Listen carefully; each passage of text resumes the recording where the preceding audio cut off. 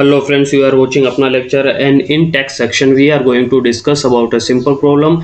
As sometime window get updated, and after window get updated, as we connect input mic, external mic or any other input audio devices, there is a no sound in the window or laptops, and we get disturbed to solve the problem. And today I am going to discuss about the problem. I recently got this same problem, and after so much search I have found this problem, and no one tells about the solution of this problem.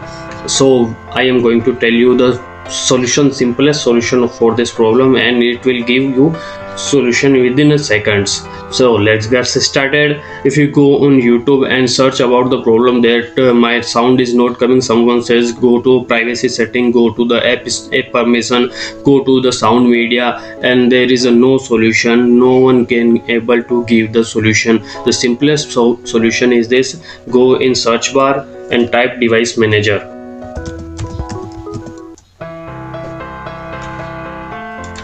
Go to device manager, and in device manager sometimes someone says that go to audio input devices and update the drivers. It will never going to help you because the drivers are already updated. So go below and search about the sound, search about sound, video and game controls, and in that you search about the high definition audio device. On high definition audio device, right click over it and update driver.